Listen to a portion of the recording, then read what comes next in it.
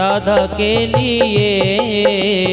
जितना राधा रोई रोई कान्हा के लिए, जितना राधा रोई रोई कान्हा के लिए, कन्हैया उतना रोया रोया है सुदामा के लिए। कन्हैया उतना रोया रोया है सुदामा के लिए। कन्हैया उतना रोया रोया है सुदामा के लिए। कन्हैया उतना रोया रोया है सुदामा के लिए।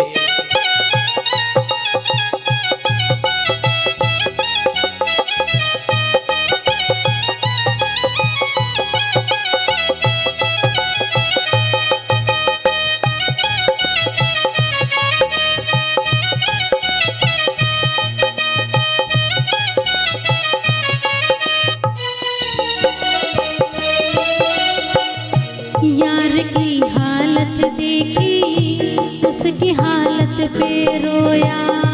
यार की हालत देखी उसकी हालत पे रोया। यार के आगे अपनी शान शौकत पे रोया। यार के आगे अपनी शान शौकत पे रोया। ऐसे तड़पा तड़प शमा, ऐसे तड़पा तड़प शमा परवाने के लिए। कन्हैया उतना रोया रोया रे सुदामा के लिए। कन्हैया उतना रोया रोया है सुदामा के लिए।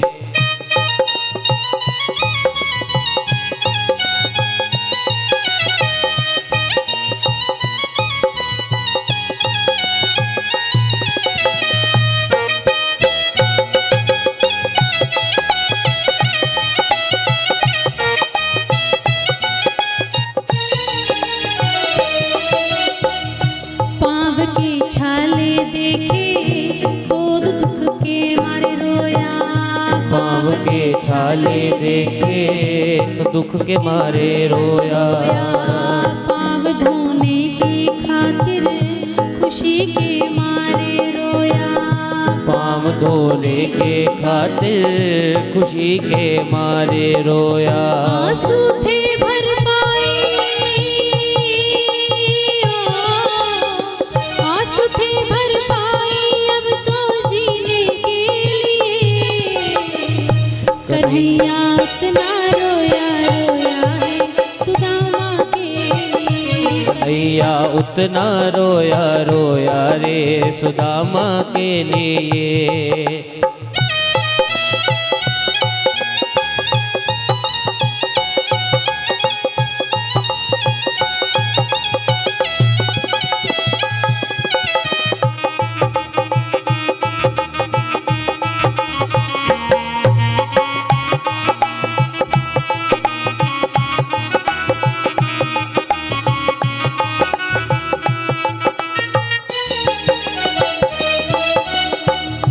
उसके आने से रोया, उसके जाने पर रोया।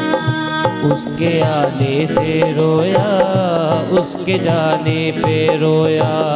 होके गदगद चावल के दाने दाने पर रोया। होके गदगद चावल के दाने दाने पर रोया। बनवारी वो रोया, बनवारी वो रोया उस याराना के लिए। कन्हैया उतना रोया रोया रे सुदामा के लिए। कन्हैया इतना रोया रोया रे सुदामा के लिए। जितना राधा रोई रोई कान्हा के लिए। जितना मीना रानी रोवी कान्हा के लिए। कन्हैया उतना रोया रोया है सुदामा के लिए। कन्हैया उतना रोया रोया रे सुदामा के लिए। कन्हैया उतना रोया रोया है सुदामा के लिए। कन्हैया उतना रो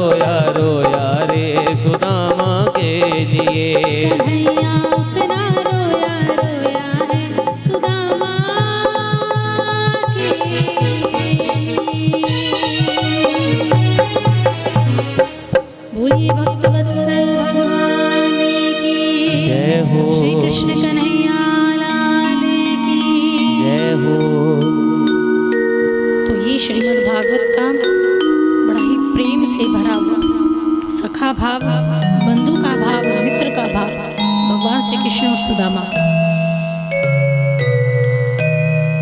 भगवान ने कंस का वध किया था। कंस की 2 पत्नियां थी, अस्ति और प्राप्ति। जरासंध ने 17 बार मथुरा की नगरी पर आक्रमण किया था।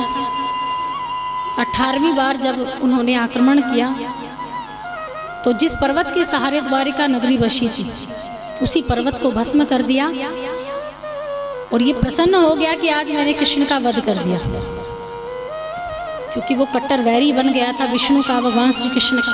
क्योंकि जो उनकी बेटियां थी, जरासंध की बेटी थी अस्ति और प्राप्ति, जरासंध के दामाद थे कंस।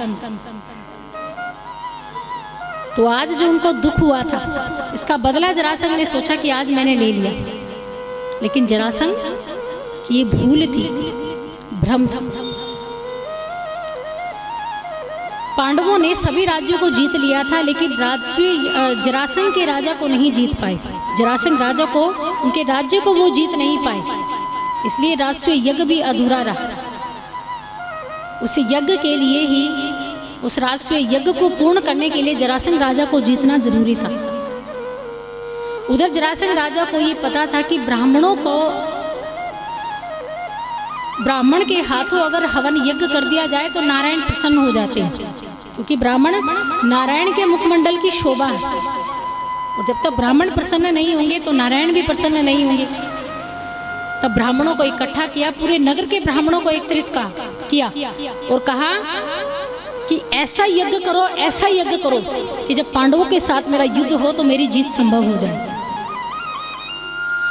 अगर तुम ऐसा यज्ञ करने में सक्षम हुए, मेरी जीत हुई, तो मैं तुम्हें गुरु मान लूंगा।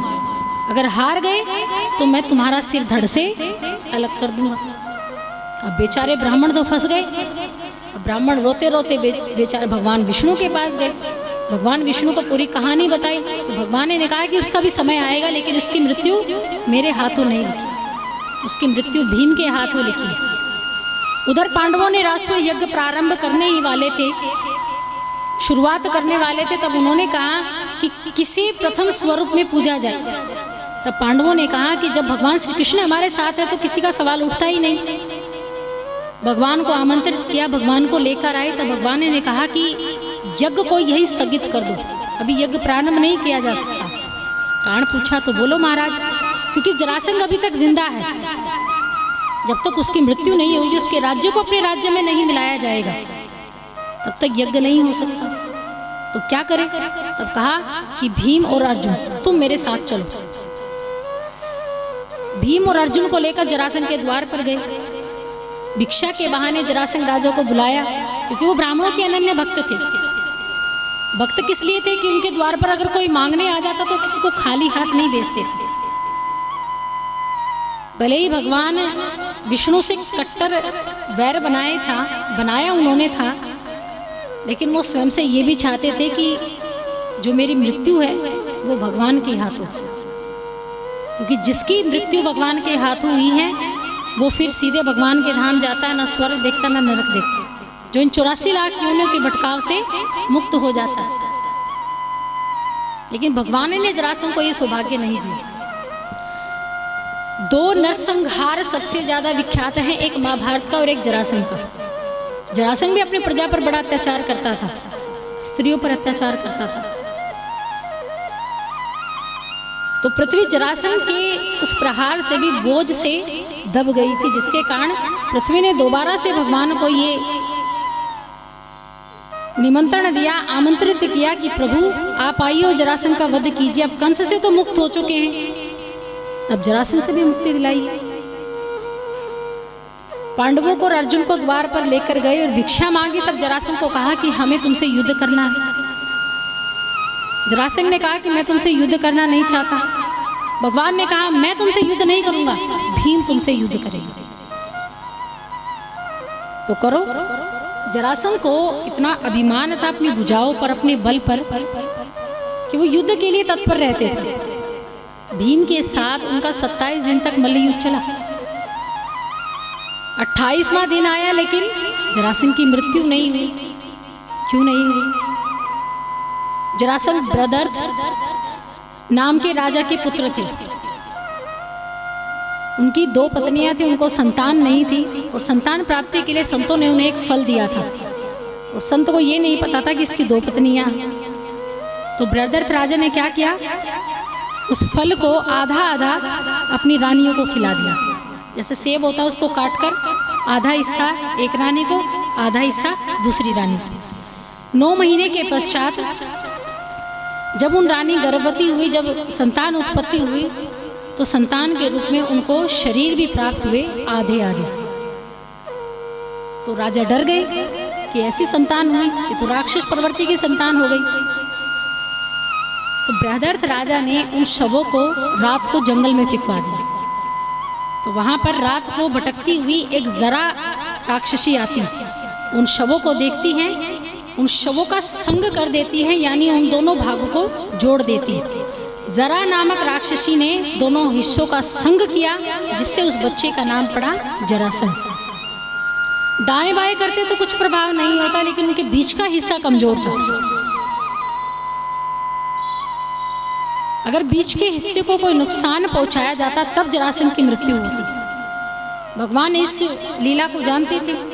भीम को इशारा किया, तिनका लिया और उस तिनके को बीच में से फाड़ दिया, लेकिन विपरीत दिशा में फेंकना था। भीम ने ये प्रयास पहले भी किया था। जब उन्होंने उन दोनों हिस्सों को अलग किया तो वो समान दिशा में फेंक देते, जिससे वो इससे फिर से जुड़ जाते। लेकिन भगवान ने कहा कि भीम, जब तुम हिस्सों को अलग करो तो उन्हें विपरीत दिशा में फेंकना है। तिनके के माध्यम से भगवान ने ये इशारा किया और इसी प्रकार भीम ने किया और तब जाकर जरासंध की मृत्यु हुई। जरासंध की मृत्यु हुई। राज्य को पांडवों ने जीत लिया और उसी राज्य को जब जीता तब राजसूय यज्ञ किया गया, अंत्येष्टि की गई युद्ध की। उसके पुत्र थे सहदेव, उनको राजा बनाया गया। भगवान की बुआ के पुत्र थे शिशुपाल। शिशुपाल का एक ये घृणा भगवान से हो गई थी। एक तो उनका विवाह नहीं हुआ रुक्मिणी जी के साथ। रुक्मिणी जी के साथ विवाह तो शिशुपाल ही करना चाहते थे। भगवान की जब शिशुपाल जी पैदा हुए थे तो उनके 4 हाथ थे और 3 नेत्र थे। जैसे ही उनकी बुआ ने देखा तो ब्राह्मणों को बुलाया, उनके भविष्य के बारे में पूछा, नक्षत्रों के बारे में पूछा कि ऐसा विचित्र संतान हमें कैसे प्राप्ति हुई, क्यों प्राप्त हुई, हमने ऐसा क्या किया था और इसकी मृत्यु कैसी होगी। अब जन्म तो बाद है, सबसे पहले मृत्यु की चिंता हो जाती है कि ऐसा विचित्र बालक जब हुआ तो किसके हाथों इसकी मृत्यु होगी। तब आकाशवाणी के माध्यम से भगवान श्री कृष्ण की बुआ को पता लगा कि जिसके हाथ में सुदर्शन चक्र का निशान होगा उसके हाथों शिशुपाल की मृत्यु होगी।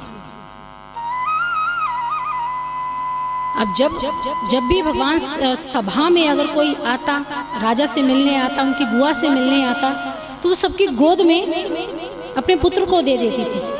लेकिन किसी की गोद में जाकर शिशुपाल के ना तो हाथ जड़े ना नेत्र जड़े। अब बेचारी परेशान हो गई। तो एक दिन भगवान अपनी बुआ से मिलने आए। सुदर्शन चक्रधारी कौन है? भगवान श्री कृष्ण यानी श्री हरि विष्णु। अपनी बुआ से मिलने आए, हालचाल पूछा, बैठे तो उसी समय उनकी बुआ ने भी यही काम किया। शिशुपाल को गोद में लेकर भगवान श्री कृष्ण के गोदी में दे दिया।